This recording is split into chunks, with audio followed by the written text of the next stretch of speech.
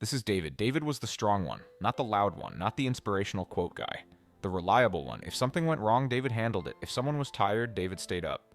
If things got stressful, David stayed calm. Not heroic, just useful. David didn't hate rest, he just didn't trust it. Rest felt optional. And optional things are easy to skip when your brain prefers certainty. So David kept moving. At some point, David's body learned a rule. Stillness equals unsafe. Movement equals control. So even when nothing urgent was happening, his system stayed slightly on. Not panic, not chaos, just alert. Like a laptop that never fully shuts down. David didn't feel stressed, that's important. Chronic stress doesn't always feel like stress. Sometimes it feels like normal. Normal energy, normal tension, normal tiredness, normal forever. People admired David. You're so strong. You always manage. You never seem overwhelmed. David smiled, his nervous system quietly updated its settings. Apparently this mode worked. That state feels productive. It also turns rest into an uncomfortable activity. Ever notice how some people feel anxious when they finally stop? That. David could sit down, but he couldn't land. Body resting, mind pacing. Like sitting in a parked car with the engine still running. He slept, but didn't recharge. He took breaks, but came back restless. He went on days off and needed a vacation from the vacation. Classic signs. Ignored.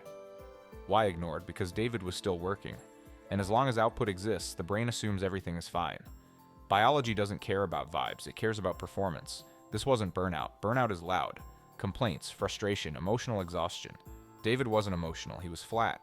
Flat is quiet. Flat looks stable. Flat fools people. Flat also means your system stopped sending strong signals. Pain gets muted. Fatigue gets blurry. Joy gets smaller. But hey, you're functioning. Society loves that part. David kept going. More responsibility, less recovery. Still calm, still reliable, just less himself. Then the system reached its limit. Not dramatically, not symbolically, biologically. Focus started slipping. Energy dipped randomly. Anxiety appeared without a story. That last part matters. When anxiety has no clear reason, it's often not psychological. It's physiological. David tried to push through. That had always worked. This time, effort made it worse. Because overloaded systems don't respond to discipline. They respond to reduction. And David didn't reduce, so the body did. The shutdown wasn't a scene, no breakdown montage, no big moment, just a quiet realization. I can't do this today. Then wow, tomorrow either. Everyone was surprised. He was so strong. He handled everything. He never complained. Exactly. Here's the part that actually matters. David didn't fail. His system did exactly what systems do when there's no recovery built in. It pulled the plug. Strength wasn't the problem. Strength without rhythm was. No cycles, no pause, no downshift, just output.